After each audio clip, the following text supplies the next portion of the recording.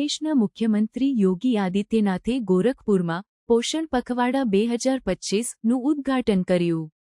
પોષણ પખવાડા 2025 માં બાળકો અને મહિલાઓ માટે પોષણ અને આરોગ્યના મહત્વ પર ભાર મૂકવામાં આવ્યો। આ કાર્યક્રમનો હેતુ કુપોષણ અંગે જાગૃતિ લાવવાનો અને વિવિધ કાર્યક્રમો અને અભિયાનો દ્વારા સંતુલિત આહારને પ્રોત્સાહન આપવાનો છે। મુખ્યમંત્રી આદિત્યનાથે આરોગ્ય સૂચકાંકોમાં સુધારાઓ લાવવા અને નબળા વર્ગોના કલ્યાણ માટે સરકારની પ્રતિબદ્ધતાને હાઇલાઇટ કરી। તેમણે આ લક્ષ્યો હાંસલ કરવા માટે સમુદાયની ભાગીદારીની ભૂમિકા પર પણ ભાર મૂક્યો। આ પહેલમાં આરોગ્ય શિબિરો, પોષણ અભિયાન અને શૈક્ષણિક વર્કશોપ્સનો સમાવેશ થાય છે, જે કુપોષણ અને રક્તઅલ્પતાને ઉકેલવા માટે છે। ગર્ભવતી મહિલાઓ, સ્તનપાન કરાવતી માતાઓ અને 5 વર્ષથી ઓછી ઉંમરના બાળકો પર ખાસ ધ્યાન આપવામાં આવી રહ્યું છે। મુખ્યમંત્રીએ અધિકારીઓને આ કાર્યક્રમોની અસરકારક અમલવારી સુનિશ્ચિત કરવા અને રાજ્યના દરેક ખૂણામાં પહોંચવા માટે પ્રોત્સાહિત કર્યા।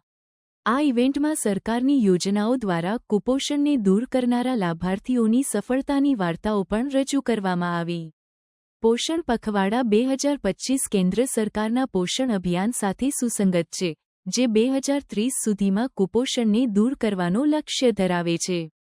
મુખ્યમંત્રીએ આ મહત્વાકાંક્ષી લક્ષ્ય હાંસલ કરવા માટે રાજ્ય અને કેન્દ્ર સરકાર વચ્ચેના સહકારના મહત્વ પર ભાર મૂક્યો।